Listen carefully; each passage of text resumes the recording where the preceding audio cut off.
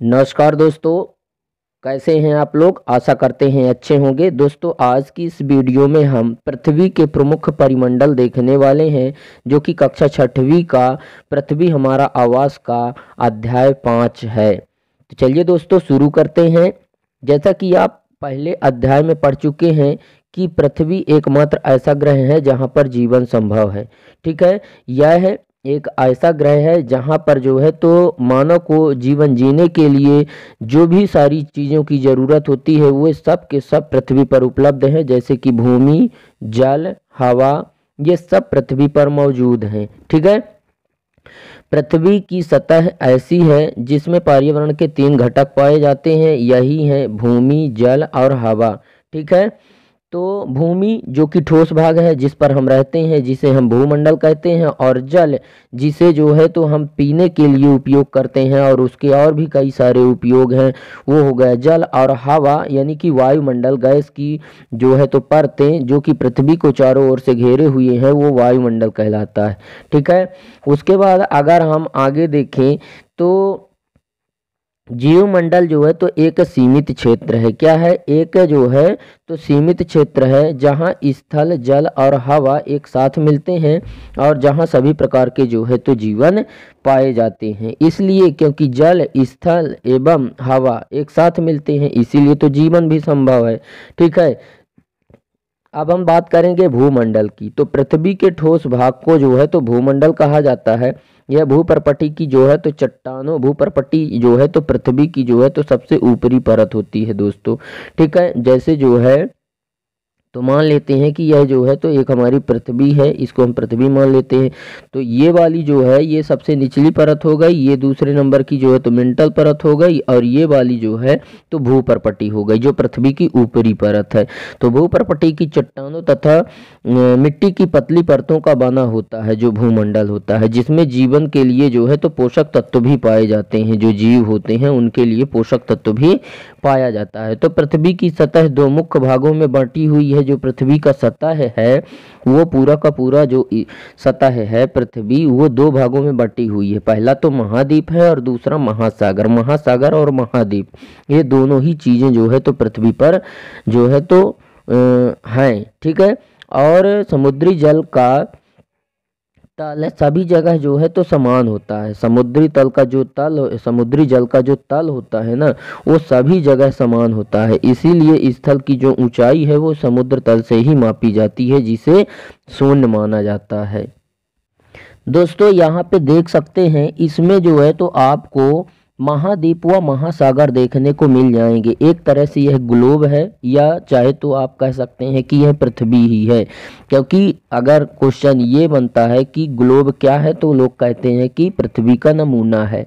ठीक है, तो एक तरह से यह ग्लोब है। इसमें आपको जो है तो 7 महाद्वीप और 5 महासागर मिल जाएंगे। ठीक है, जैसे कि यहाँ पे ये जो है तो उत्तरी अमेरिका है, एशिया है, यूरोप है, ठीक है, और अफ्रीका है, और जो है तो यहाँ पे ऑस्ट्रेलिया है, और ये दक्षिण अफ्रीका है। ठीक है, तो कितने हो गए यहाँ पे 1 2 3 4 5 और 6, और एक ये हो गया यहाँ पे जो है तो अंटार्कटिक महाद्वीप। ठीक है, तो ये महाद्वीप है। अब महासागर की बात करें तो जैसे कि जो है तो दक्षिणी महासागर हो गया, हिंद महासागर हो गया, ठीक है, अटलांटिक महासागर हो गया, आर्कटिक महासागर हो गया, और प्रशांत महासागर हो गया। ठीक है, तो इस तरह से जो है तो आप देख सकते हैं, इसमें से सबसे बड़ा जो महाद्वीप है वो है एशिया महाद्वीप। इसका जो दायरा है वो सबसे बड़ा है। ठीक है, और सबसे छोटा जो महाद्वीप है वो है ऑस्ट्रेलिया। ठीक है, उसके अलावा यहाँ पे आप जो है तो देख सकते हैं, ये जो रेखा है, ये रेखा क्या कहला जाएगी? ये रेखा कहला जाएगी विषुवत रेखा, जिसे जो है तो ग्रीनविच रेखा या भूमध्य रेखा भी कहते हैं। और यह जो है तो कहला जाएगी क्या? कर्क रेखा। क्योंकि जो यह विषुवत रेखा है यह पृथ्वी को 2 बराबर भागों में बांट दी है। एक है उत्तरी गोलार्ध और एक है दक्षिणी गोलार्ध, 2 भागों में बांट दी है। ठीक है, तो जो विषुवत रेखा है उसके ऊपर 23.5 डिग्री पर, 23.5 डिग्री का मतलब यहाँ पे सभी जगह रेखा खींची हुई है, सभी जगह रेखाएं जो हैं तो सभी जगह खींची हुई हैं, ठीक है। लेकिन जो कुछ प्रमुख विशेष रेखाएं हैं उनकी बारे में हम बात करेंगे। तो विशेष रेखा है जैसे कि एक हो गई यही विषुवत रेखा, और दूसरी हो गई जो है तो कर्क रेखा, तीसरी है जो है तो ये कौन सी रेखा हो गई, ये हो गई जो है तो मकर रेखा, ठीक है। ये मकर रेखा है, ये कर्क रेखा है, और ये जो विषु रेखा है, विषुवत रेखा जिसको बोलते हैं, ठीक है। इसका मान 0 डिग्री सेंटीग्रेड होता है, इसका 23.5 डिग्री, और इसका भी जो मान होता है ये मकर रेखा का, यह भी 23.5 डिग्री ही होता है, ठीक है। 23.5 डिग्री इसका भी और इसका भी, और बीच में जो है तो ये जो है तो विषुवत रेखा हो गई, ठीक है। तो और एक और होती है जो कि कहते हैं इसे कौन सी रेखा इसे बोलेंगे, तो इसे बोलेंगे जो है तो अंटार्कटिक रेखा। कौन सी, अंटार्कटिक, अंटार्कटिक, ठीक है। और यहाँ पे गई है, इसका भी मान होता है इसे आर्कटिक, ऊपर गई है तो आर्कटिक। उत्तरी गोलार्ध में 66.5 डिग्री पर खींची गई रेखा को आर्कटिक रेखा, और दक्षिणी गोलार्ध में 66.5 डिग्री पर खींची गई रेखा जो है तो अंटार्कटिक रेखा कहलाती है, ठीक है। तो विषुवत रेखा के समानांतर खींची गई सभी रेखाएं जो है तो कौन सी रेखा कहला जाएंगी, अक्षांश रेखाएं कहला जाएंगी। और अगर देशांतर रेखा की बात करें तो उत्तरी गोलार्ध से दक्षिणी गोलार्ध की ओर, मतलब इस तरह से जो है तो खींची गई रेखाएं जो है तो क्या कहलाती हैं, देशांतर रेखाएं। अक्षांश रेखाओं की दोस्तों अगर हम बात करें तो अक्षांश रेखाओं की जो संख्या है वो जो है तो कितनी है, 180 है अक्षांश रेखा की संख्या। क्योंकि जो अक्षांश रेखा है, जो विषुवत रेखा है, उसके जो है तो उत्तरी गोलार्ध में जो है तो 90 रेखा, और 90 रेखा दक्षिणी गोलार्ध में, तो कुल मिलाकर जो है तो 180 जो है तो अक्षांश रेखाएं हैं। और अगर हम देशांतर रेखा की बात करें तो जैसे ये पूरा ये है तो ये बीच हो गया ना, ये पूरा बीच हो गया, इसके जो है तो पूरब साइड और इसके पश्चिम साइड, ठीक है। पश्चिम साइड कितनी रेखा, 180 रेखा पश्चिम, हाँ, एक 180 रेखा जो है तो पश्चिमी साइड, और 180 रेखा जो है तो पूरब साइड, तो मिलाकर के कितनी हो गई, तो 360 रेखाएं हो गई, कौन सी, देशांतर रेखाएं, ठीक है। दोस्तों अगर यहाँ पे हम बात करें कि विश्व का सबसे ऊंचा शिखर कौन सा है, तो कौन सा है, वही माउंट एवरेस्ट, जिसकी जो है तो समुद्र तल से ऊंचाई 88-48 मीटर है, ठीक है। विश्व का सबसे गहरा भाग प्रशांत महासागर का है। प्रशांत महासागर का जो मेरियाना गर्त है, गर्त का मतलब होता है गड्ढा, ठीक है। गर्त का मतलब क्या होता है, गड्ढा होता है, ठीक है। तो उसकी गहराई, मेरियाना गर्त की जो गहराई है जो कि प्रशांत महासागर में है तो कितनी है, तो 11,022 मीटर है। क्या आपने कभी कल्पना की है, कल्पना का मतलब विचार किया है कि समुद्र की गहराई पृथ्वी के सबसे ऊंचे भाग से इतनी अधिक भी हो सकती है, ठीक है। फिर हम अगला देखते हैं कि महाद्वीप। महाद्वीप क्या होता है, तो पृथ्वी पर जो है तो प्रमुख 7 महाद्वीप हैं। ये विस्तृत जलराशि के द्वारा एक दूसरे से अलग होते हैं, ठीक है। ये जल राशि से क्यों अलग होते हैं, क्योंकि आपको यह पता होगा कि प्रारंभ में हमारी जो ये पृथ्वी थी वो एकदम जो है तो धधकती हुई आग का गोला थी, ठीक है। और वो इस तरह से जो है तो क्या छोड़ रही थी, उससे जो है तो भाप निकल रही थी, क्योंकि वो गर्म थी, तो गर्म होने की वजह से उससे जो है तो क्या हो रहा था, भाप निकल रही थी, गर्म होने की वजह से भाप निकल रही थी, ठीक है। और यही भाप जो है तो जैसे अभी भी जो है तो ये है कि मतलब पृथ्वी पर जो है तो सूर्य का प्रकाश पड़ता है, जिसकी वजह से जो भी जल उपलब्ध होता है, यहाँ तक कि इंसानों से भी जो है तो जल का वाष्पीकरण होता है, और वही जल जो है तो जा करके वायुमंडल की जो है तो सबसे निचली परत, क्षोभ मंडल पर, ठीक है, जाकर जो है तो क्षोभ मंडल पर जो कि 13 किलोमीटर की ऊंचाई पर है, वहां पर जो है तो वो जम जाता है, और जमने की वजह से जम जाता है, और फिर जब जो है तो वही बर्फ के रूप में जब वह पिघल कर गिरता है तो बारिश के रूप में धरती पर गिर आता है, ठीक है। तो उसी प्रकार से जो ये भाप है ये भी जो है तो निकल करके और वायुमंडल में जा करके संघनित होता है, और उसके बाद जो है तो फिर वह वर्षा के रूप में गिरता है, जिसके कारण पृथ्वी का जो ये ऊपरी भाग है वो क्या हुआ, पूरा का पूरा जो है तो ठंडा हो गया। लेकिन जहाँ से ये भाप निकल के गया था वहाँ भी तो कहीं ना कहीं जो है तो स्पेस बन जाता है, जगह बन जाती है जहाँ से ये भाप निकलता है। सपोज करिए आप कि एक जैसे एक बड़ी सी जो है तो लकड़ी को आप जला रहे हैं, जलाने के बाद उसको आप देखेंगे कि लगभग लगभग वो थोड़ा सा हो जाती है जलने के बाद, ठीक है। तो उसी प्रकार से क्योंकि उसका जो भी कुछ मटेरियल था वो तो भाप के रूप में उड़ गया ऊपर, है ना। तो उसी प्रकार से इसके भी भाप निकलते थे और वह जो है तो वायुमंडल में जा करके वहाँ पे वो संघनित हुए और उसके बाद बारिश हुई। बारिश होने के बाद पृथ्वी का ऊपरी वाला जो भाग था वो पूरा का पूरा ठंडा हुआ, लेकिन दरारों और सुराखों के माध्यम से कुछ जल जहाँ से वो मटेरियल निकल करके भाप निकल करके ऊपर गया था वहीं पे जाके भर गया। इसीलिए आप देखेंगे कि जो महाद्वीप और महासागर है वो सब एक दूसरे से दूर दूर जो है तो दूर दूर हो गए हैं, ठीक है। इसीलिए आप यहाँ पे महासागर और महाद्वीपों को अलग अलग देखते हैं, मतलब महाद्वीपों के बीच में महासागर है, ठीक है। क्योंकि वहाँ का जो भी कुछ मटेरियल था वो बाहर निकला और बाहर निकलने के कारण जो है तो क्या हुआ, इसी कारण से जो है तो महाद्वीप जो है तो महाद्वीपों के बीच में महासागर है, ठीक है। उसके बाद यहाँ पे जैसे महाद्वीप की बात करें अगर तो एशिया महाद्वीप, यूरोप महाद्वीप, अफ्रीका महाद्वीप, उत्तरी अमेरिका, दक्षिणी अमेरिका, ऑस्ट्रेलिया और अंटार्कटिका महाद्वीप, ठीक है। ये महाद्वीप है, अभी हमने आपको बताया है पीछे चित्र में, ठीक है। तो विश्व के मानचित्र को हमने दिखाकर आपको बता दिया है, ठीक है। अब देखते हैं हम एशिया महाद्वीप का जो है वह विश्व का सबसे बड़ा महाद्वीप है एशिया महाद्वीप। यह पृथ्वी के जो है तो कुल क्षेत्रफल का 1/3 भाग में फैला हुआ है, ठीक है। कितने में? 1/3 भाग में एशिया महाद्वीप। इसीलिए एशिया महाद्वीप विश्व का सबसे बड़ा महाद्वीप है। हमारा जो भारत देश है वह भी एशिया महाद्वीप के दक्षिण में ही है, ठीक है। यह महाद्वीप पूर्वी गोलार्ध में स्थित है। कर्क रेखा इस महाद्वीप से होकर गुजरती है, ठीक है। एशिया महाद्वीप से होकर गुजरती है, वो भी भारत के मध्य से, क्योंकि हमारा भारत भी एशिया महाद्वीप के ही जो है तो मध्य में है, ठीक है। यहाँ पे आप लोग जैसे देख सकते हैं, जैसे मान लेते हैं कि ये हमारा ग्लोब है, ये जो है तो विषुवत रेखा है जो पृथ्वी को 2 बराबर भागों में बांट दी है, और ये जो है तो कर्क रेखा है और ये जो है तो मकर रेखा है, ठीक है। उत्तरी गोलार्ध में खींची गई 23.5 डिग्री पर जो है तो कर्क रेखा और दक्षिणी गोलार्ध में खींची गई 23.5 डिग्री पर मकर रेखा। ये मकर रेखा है और ये कर्क रेखा है, ठीक है। इसका मान 0 डिग्री है, ठीक है। इसका मान 23.5 है, इसका भी मान 23.5 है। दोस्तों आप लोग ये जानते होंगे कि जो पृथ्वी है हमारा जो भारत है वह उसको जो है तो कर्क रेखा जो है तो भारत के मध्य से होकर गई है, ठीक है। जैसे यहाँ पे हम देख सकते हैं, जैसे हमारा मान लेते हैं कि ये हमारा क्या है, भारत है, ठीक है।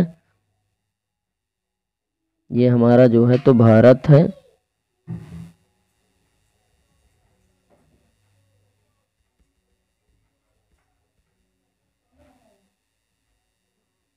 ये हमारा जो है तो भारत है,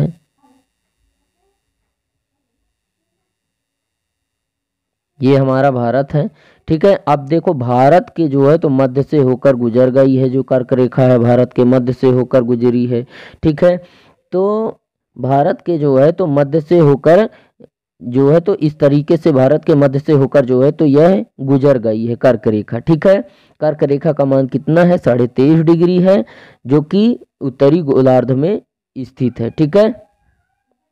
दोस्तों एक चीज हम बता दें कि जो ये रेखाएं खींची हुई होती हैं, अक्षांश रेखाएं और देशांतर रेखाएं, ये सब के सब जो है तो काल्पनिक रेखाएं होती हैं, केवल कल्पना करने के लिए खींची गई होती हैं। क्योंकि अगर हम ऐसी रेखाएं ग्लोब पर नहीं खींचेंगे तो हम पृथ्वी को अच्छे से समझ ही नहीं पाएंगे, उसे हम अच्छे से पढ़ ही नहीं पाएंगे, ठीक है।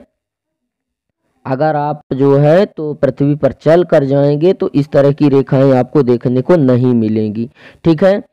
तो इस तरह से जो एशिया महाद्वीप है वह विश्व का सबसे बड़ा महाद्वीप है। पृथ्वी के कुल क्षेत्रफल का 1/3 भाग में फैला हुआ है।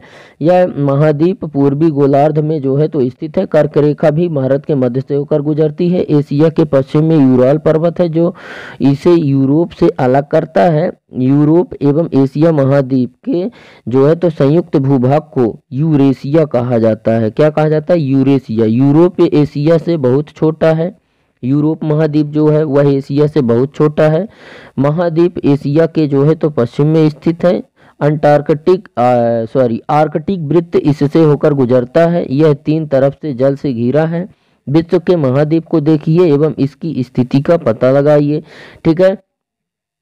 उसके बाद आता है अफ्रीका। अफ्रीका महाद्वीप जो है तो एशिया के बाद विश्व का दूसरा सबसे बड़ा महाद्वीप है अफ्रीका महाद्वीप। ठीक है। 0 डिग्री अक्षांश इस महाद्वीप के लगभग मध्य भाग से होकर गुजरती है। मतलब जो 0 डिग्री अक्षांश रेखा है, मतलब जो कौन सी वाली रेखा? जो विषुवत रेखा है, यही तो है 0 डिग्री।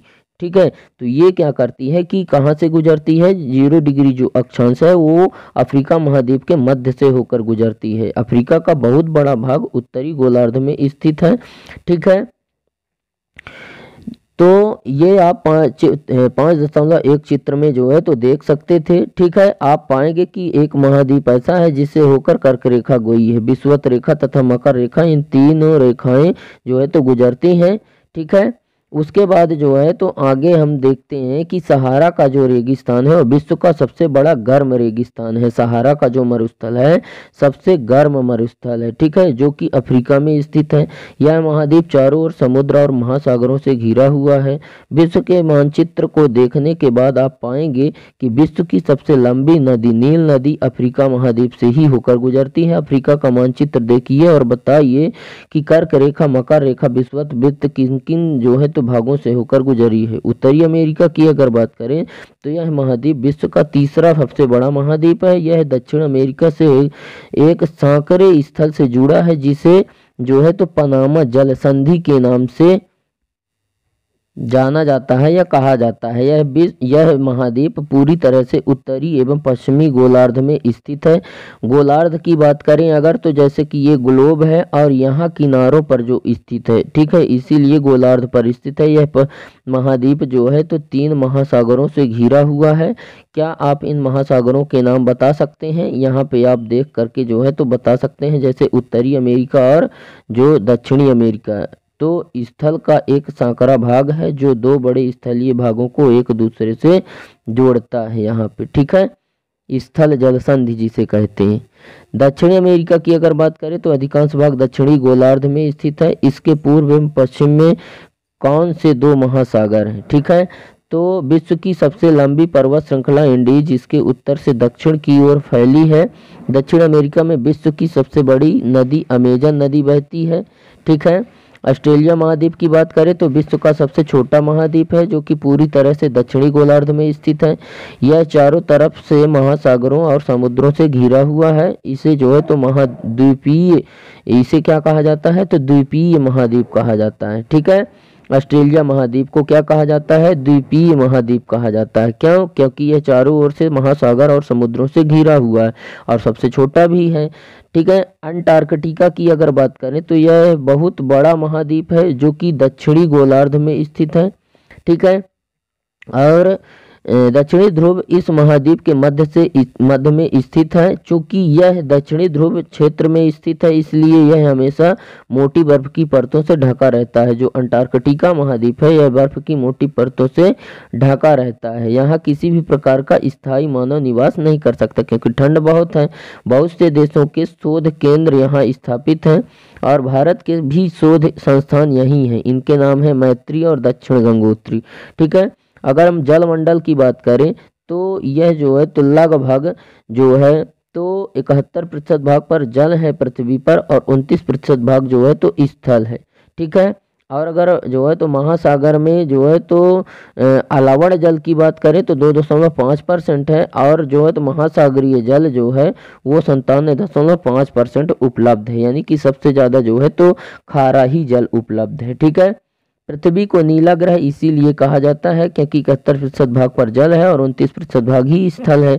जलमंडल में जल के सभी रूप उपस्थित है। इसमें महासागर, नदियाँ, ठीक है, जल मतलब जो है तो महासागर के रूप में, नदियों के रूप में, जल के रूप में, हिम नदियों, हिम नदी क्या होती है दोस्तों, मतलब हिम यानी बर्फ, तो बर्फ से के पिघलने के बाद जो नदियों का निर्माण होता है उसे हिम नदियाँ कहती हैं। ऐसी नदियाँ हमेशा वर्ष भर जो है तो चलती रहती हैं, ठीक है, यही होती हैं हिम नदियाँ, ठीक है। भूमिगत जल यानी भूमि के नीचे बहने वाला जल जो कि वर्षा से प्राप्त होता है, सुराखों और दरारों के माध्यम से सोख कर जो पृथ्वी के नीचे चला जाता है और पृथ्वी के दरारों में घूमता रहता है, जिसे हम कुएं, ट्यूबवेल के रूप में जो है तो प्राप्त कर लेते हैं, हैंड पंपों के रूप में हम जो है तो प्राप्त कर उपयोग में ले आ लेते हैं, ठीक है। वायुमंडल की जलवाष्प सब भी जो है तो इसमें सभी सम्मिलित है, ठीक है।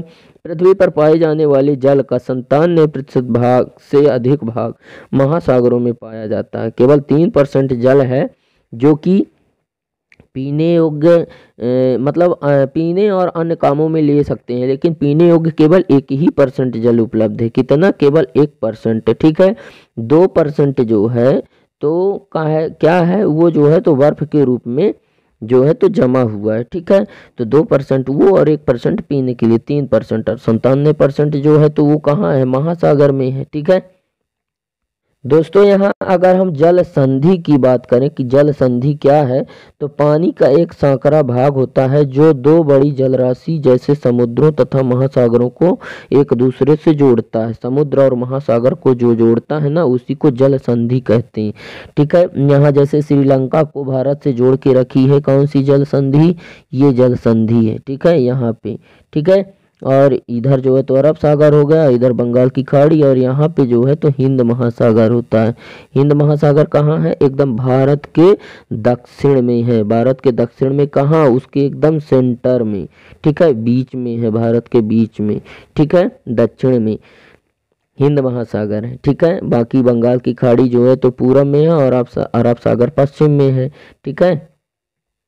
दोस्तों यहाँ पे आप देख सकते हैं कि जो एशिया महाद्वीप है वो सबसे बड़ा महाद्वीप है, ठीक है। उसके बाद जो है तो एक और यहाँ पे है, एशिया महाद्वीप तो सबसे बड़ा हो गया, ठीक है। और देखिए ये ऑस्ट्रेलिया महाद्वीप जो है वो सबसे छोटा है, इसमें जो डिब्बे हैं वो सबसे कम है, ठीक है। और दूसरे नंबर पे अगर बात करें तो अफ्रीका महाद्वीप है। तीसरे नंबर की अगर हम बात करें तो कौन सा हो जाएगा यहाँ पे? उत्तरी अमेरिका। और चौथे नंबर में दक्षिणी अमेरिका, ठीक है। और पांचवे में हो जाएगा यूरोप और छठवें में हो जाता है क्या? अंटार्कटिका, ठीक है।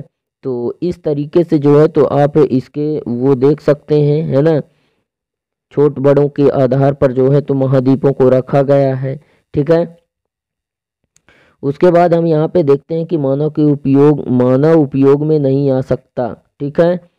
शेष जल का बहुत बड़ा जो भाग है वो बर्फ की परतों और हिम नदियों और भूमिगत जल के रूप में उपलब्ध है। जल बहुत कम भाग अलावण जल के रूप में जो है तो पाया जाता है, ठीक है, मनुष्य के इस्तेमाल में जो है तो आता है। और यही कारण है कि नीले ग्रह में रहने के बावजूद हम पानी की कमी महसूस कर रहे हैं, ठीक है, क्योंकि जल तो है 71%, लेकिन उनमें से 71 का जो 97% है वो पूरा का पूरा खारा है।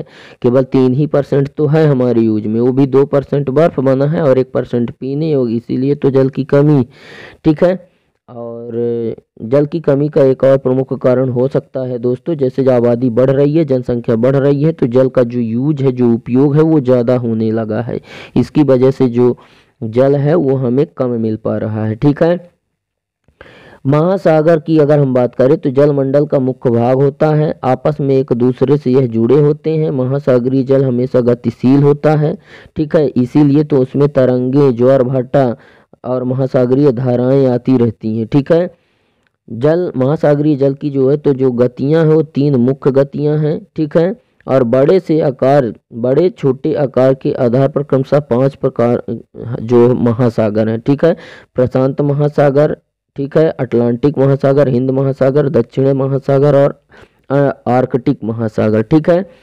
और महासागरीय जो जल है वो हमेशा जो है तो गतिशील है, जैसे उसमें तरंगे आती हैं, आप देखे होंगे कि जो है तो इस तरह से जल जो है तो जाता रहता है, इस तरह से, ठीक है। तो जो ये ऊपर उठ रहा है ना, इसी को जो है तो ज्वार बोलते हैं, ठीक है, जो कि सूर्य एवं चंद्रमा की आकर्षण शक्ति के कारण आता है। और जो ये नीचे आया है, मतलब ऊपर बढ़कर नीचे आया है, ठीक है, ये वाला जो है, ये जो है तो हो जाएगा भाटा, ठीक है, यह सूर्य की आकर्षण शक्ति के कारण आता है भाटा, ठीक है।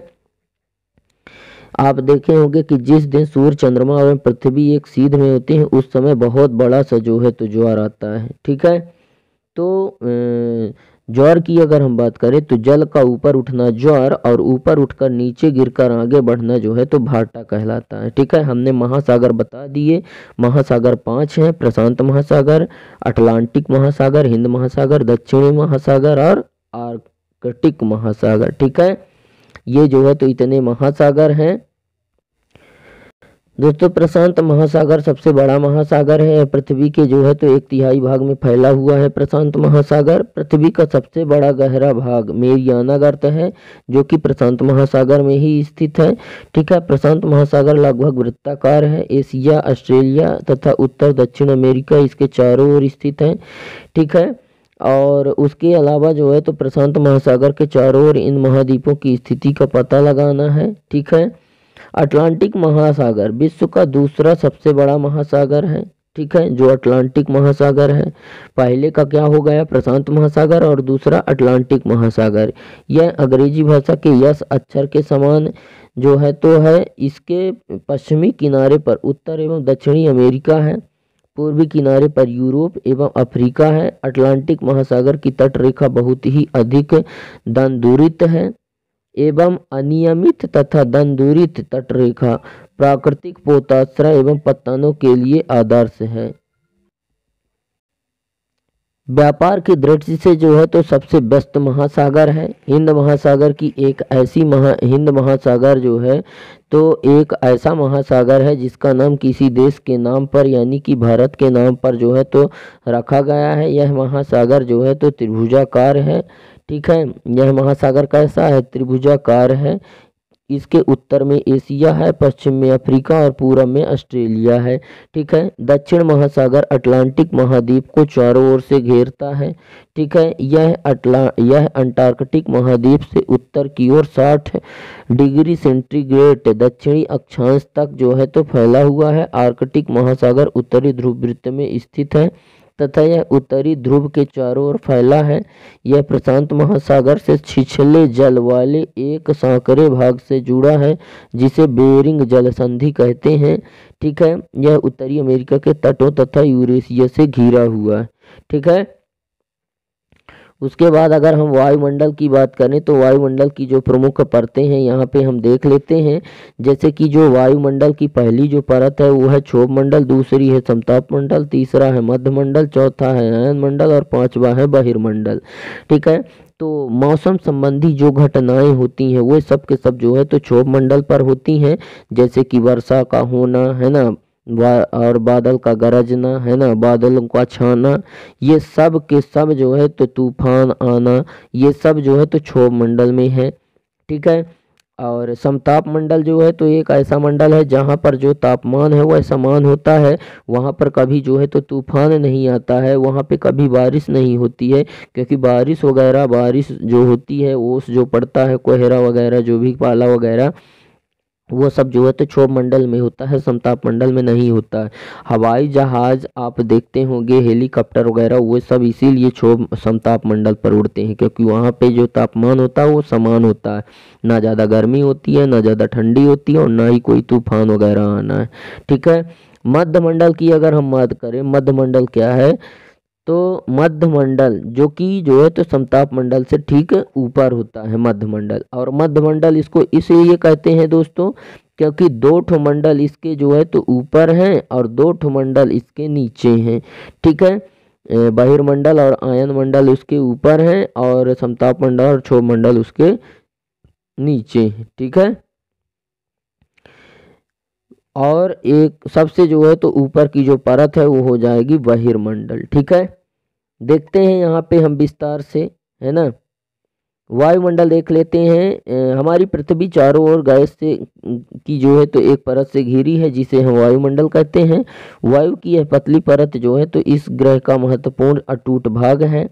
यह हमें ऐसी वायु प्रदान करती है जिससे हम लोग सांस लेते हैं। वायु हम लोगों को जो है तो सूर्य की कुछ हानिकारक किरणों से भी बचाती है। मतलब जो परावैंगनिक किरणें हैं उनको जो है तो ओजोन परत जो होती है, जो कि क्षोभ मंडल में होती है यह परत, ठीक है, सूर्य से आने वाली जो परावैंगनिक किरणें हैं उनसे हमारी रक्षा करती है। अगर वो किरणें ना होती तो यहाँ धरती पर जो है तो लोगों का जी पाना बहुत ही जो है तो मुश्किल होता, क्योंकि वो किरणें सूर्य की जो है तो पूरी तरह से इसको इंसानों को जला देती, ठीक है। तो जो ओजोन परत है वह जो है तो सूर्य से आने वाली जो परावैंगनिक किरणें हैं उनको फिल्टर करती है और फिर उसके बाद ही हमारे पास भेज पाती है। वायुमंडल 1600 किलोमीटर की ऊंचाई तक फैला है, ठीक है। वायुमंडल को उसके घटकों और तापमान और अन्य आधार पर 5 परतों में बांट दिया गया है, ठीक है। कौन कौन सा हमने बताया है कि क्षोभ मंडल, समताप मंडल, मध्य मंडल, आयन मंडल और बहिर्मंडल, ठीक है। वायुमंडल मुख्यतः ऑक्सीजन एवं नाइट्रोजन का बना है, जो कि साफ एवं शुष्क हवा का 99% भाग है। आयतन के अनुसार नाइट्रोजन 78%, वायुमंडल में जो है तो नाइट्रोजन कितनी पाई जाती है 78%, ऑक्सीजन 21% और दूसरी अन्य गैसें जैसे कार्बन डाइऑक्साइड, आर्गन हो गया, इनकी मात्रा 1% होती है। ऑक्सीजन सांस लेने के लिए आवश्यक है, जबकि नाइट्रोजन प्राणियों के लिए वृद्धि के लिए आवश्यक है। कार्बन डाइऑक्साइड यद्यपि बहुत कम मात्रा में, लेकिन यह पृथ्वी के जो है तो द्वारा छोड़ी गई ऊष्मा को अवशोषित कर लेती है। कौन? यही, ठीक है, वायुमंडल, जिससे पृथ्वी गर्म रहती है और पौधों की जो वृद्धि के लिए आवश्यक है। ऊंचाई के साथ वायुमंडल के घनत्व में भी भिन्नता आती है। यह घनत्व समुद्री तल पर सबसे अधिक होता है। जैसे जैसे हम ऊपर जाते जाते हैं तो तेजी के साथ जो है तो वायु हमारे पास घटती जाती है। इसीलिए पहाड़ों पर जाने वाले जो लोग हैं वो अपने साथ ऑक्सीजन सिलेंडर साथ लेकर जाते हैं, ठीक है। क्योंकि अगर नहीं लेके जाएंगे और ऊंचाई पर जाएंगे तो उनके जो है तो नाक से खून वगैरह जो है तो मुख से खून वगैरह निकलना शुरू हो जाता है, इसीलिए वो लेके जाते हैं, ठीक है। दोस्तों यहाँ पे आप देख सकते हैं ये पूरा जो है तो वायुमंडल है, ठीक है। और ये वायुमंडल की परतों में ही जो ये क्षोभ मंडल है, ये क्षोभ मंडल में मौसम संबंधी घटना हो रही है, बारिश हो रही है, ठीक है। अगर हम स्थल मंडल की बात करें तो ये पर्वत, पठार, मैदान वगैरह जो भी आपको ये सब दिख रहे हैं ये सब जो है तो स्थल मंडल में आ जाते हैं। और ये जो है तो जल मंडल है, इसलिए जल मंडल है क्योंकि जल भरा हुआ है, ठीक है। और जल जब यहाँ बहुत सारा भाग जिसमें जो है तो जल भरा हो उसे ही जल मंडल कहते हैं। और इसमें भी जीव है तो जीव रहते हैं और स्थल में भी जीव रहते हैं, दोनों में जीव रहते हैं, ठीक है। तो इसको हम जैव मंडल कह सकते हैं कि यह जो है तो किसका जो है तो चित्र है, ये जैव मंडल का है, ठीक है। सारे के सारे मंडल एक दूसरे से जो है तो निर्भर हैं। किसी एक के कमी होने पर जो है तो किसी भी मंडल के विकास की कल्पना नहीं की जा सकती, ठीक है। उद्योगों, तापीय विद्युत संयंत्रों तथा गाड़ियों का उत्सर्जी पदार्थ है, मतलब गाड़ियों से निकलने वाला जो पदार्थ है, धुआं वगैरह है ना, वह क्या करता है, उसे प्रदूषित कर देता है। और कार्बन डाइऑक्साइड जो है तो वायु का एक महत्वपूर्ण घटक है, लेकिन कार्बन डाइऑक्साइड की मात्रा में वृद्धि के कारण पृथ्वी के तापमान में वृद्धि हो रही है, जिसे भूमंडलीकरण तपन कहा जाता है। भूमंडलीकरण तपन मतलब भूमंडलीकरण यानी वैश्वीकरण यानी विश्व का विकास है, या भूमि में जो तापमान क्या है, बढ़ जा रहा है। इसीलिए भूमंडल, वायुमंडल तथा जलमंडल के बीच प्राकृतिक संतुलन बनाए रखने के लिए पृथ्वी के संसाधनों के सीमित उपयोग की आवश्यकता है, ठीक है। कुछ महत्वपूर्ण प्रश्न हैं, इनको देख लेते हैं, ठीक है। पृथ्वी के 4 प्रमुख परिमंडल कौन से हैं? वही स्थल मंडल, जलमंडल, वायुमंडल और जैव मंडल, ठीक है। अगला बात करें अगर पृथ्वी के प्रमुख महाद्वीप कौन से हैं, तो महाद्वीप वही हैं Australia, Europe, Africa, Asia, Antarctica, है ना, ये सब जो है तो महाद्वीप हैं, है ना। अगला है दो महाद्वीपों के नाम लिखिए जो पूरी तरह से दक्षिणी गोलार्ध में है। तो दक्षिणी गोलार्ध में कौन कौन से थे? दक्षिणी गोलार्ध में वही ऑस्ट्रेलिया था और एक था अंटार्कटिका महाद्वीप। ठीक है। वायुमंडल की परतों के नाम बताइए। तो वायुमंडल की जो परतें हैं, पहला वायुमंडल की जो परत है, पहला जो है तो कौन सी परत थी? क्षोभ मंडल थी। क्षोभ मंडल के बाद समताप मंडल, समताप मंडल के बाद मध्य मंडल, मध्य मंडल के बाद आयन मंडल और फिर बहिर्मंडल। ठीक है। ये इस तरह की जो है तो 5 जो है तो वायुमंडल की परतें थी। पृथ्वी को नीला ग्रह इसलिए कहा जाता है क्योंकि पृथ्वी के जो है 71% भाग पर जल है, जिसके कारण वो पूरा पृथ्वी जो है वो नीला नीला दिखाई देती है। ठीक है। उत्तरी गोलार्ध को स्थलीय गोलार्ध क्यों कहा जाता है?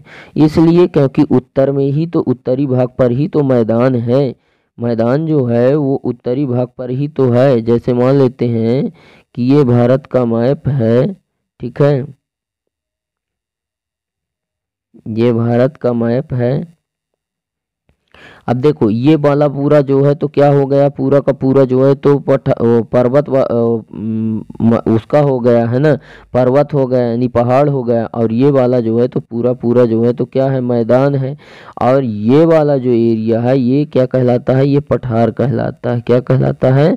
पठार। ठीक है। तो उत्तरी गोलार्ध को स्थलीय गोलार्ध इसलिए कहते हैं क्योंकि उत्तर में ही जो है तो स्थल है। ठीक है। यहाँ बाकी यहाँ इतने में तो पूरे में एकदम जल भरा हुआ है। ठीक है। अगला क्वेश्चन है कि जीवित प्राणियों के लिए जीव मंडल क्यों आवश्यक है? इसलिए क्योंकि वह अकेले अपने विकास की कल्पना भी नहीं कर सकते, अपने उनका अकेला विकास भी नहीं हो सकता। इसीलिए जो है तो जीवित प्राणियों के लिए जीव मंडल आवश्यक है। ठीक है। और पारिस्थितिकी संतुलन बनाए रखने के लिए भी जो है तो जीव मंडल आवश्यक है।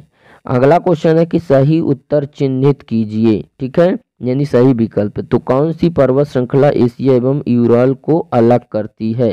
ठीक है। तो कौन सी है? वह जो एशिया और यूरोप को एंडीज पर्वतमाला। ठीक है। इसमें एंडीज पर्वतमाला हो जाएगा। अगला उत्तरी अमेरिका दक्षिणी अमेरिका से कैसे जुड़ा है? ठीक है। तो वो जल संधि के द्वारा जुड़ा है। अगला है वायुमंडल में किस प्रकार का गैस का प्रतिशत अधिक है? तो कौन सी गैस का? तो नाइट्रोजन गैस सबसे ज्यादा 78% है। ठीक है। पृथ्वी का कौन सा भाग ठोस चट्टानों का बना हुआ है? तो ठोस चट्टान जो है तो थल मंडल बनेगा। जल में तो पूरा जल है और वायुमंडल में पूरा हवा है। सबसे बड़ा महाद्वीप जो है तो एशिया महाद्वीप है। ठीक है। आगे अगर हम देखें तो खाली स्थान भरिए। ठीक है। इसमें है कि पृथ्वी का सबसे गहरा भाग कौन सा है?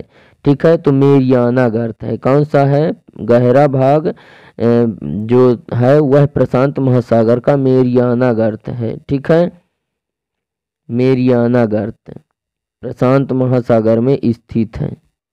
सॉरी, यहाँ पे प्रशांत महासागर में मेरियाना गर्त है, जो कि गर्त का मतलब होता है गड्ढा, जो कि सबसे बड़ा गड्ढा है। कौन सा? मेरियाना गर्त। कहाँ पे है? प्रशांत महासागर में। ठीक है। अगला है महासागर का नाम एक देश के नाम पर रखा गया है। किसका? हिंद महासागर का, क्योंकि हिंद से ही हमारे भारत का नाम हिंदुस्तान पड़ा था। ठीक है। स्थल जल एवं हवा का एक अन्य भाग है जो जीवन के लिए आवश्यक है। कौन? स्थल जल एवं हवा का सीमित भाग है। कौन? जीवन मंडल। ठीक है। यहाँ पे हो जाएगा तीसरे में हो जाएगा जीव मंडल। जीव मंडल स्थल जल एवं हवा का एक सीमित भाग है जहाँ पे जीवन संभव है। यूरोप एवं एशिया महाद्वीप को एक साथ कहा जाता है। तो इसमें हो जाएगा यूरेशिया। यूरेशिया। ठीक है। एशिया एवं यूरोप एवं एशिया महाद्वीप को एक साथ यूरेशिया कहा जाता है। पृथ्वी पर सबसे ऊंचा पर्वत शिखर माउंट एवरेस्ट है। कौन सा है? Mount Everest. Mount Everest. ठीक है। तो इस प्रकार से दोस्तों उम्मीद करते हैं कि आपको हमारा यह वीडियो पसंद आया होगा। वीडियो अगर पसंद आया है तो वीडियो को लाइक करें, दोस्तों में शेयर करें। एंड अगर आप हमारे चैनल पर नए हैं तो चैनल को फटाफट सब्सक्राइब करें एंड बेल आइकन भी प्रेस करें ताकि हमारी नई नई वीडियो की नोटिफिकेशन आपको सबसे पहले मिले। तो दोस्तों आज के लिए बस इतना ही। मिलते हैं आप सभी लोगों से नेक्स्ट वीडियो में नेक्स्ट टॉपिक के साथ। तब तक के लिए जय हिंद, वंदे मातरम।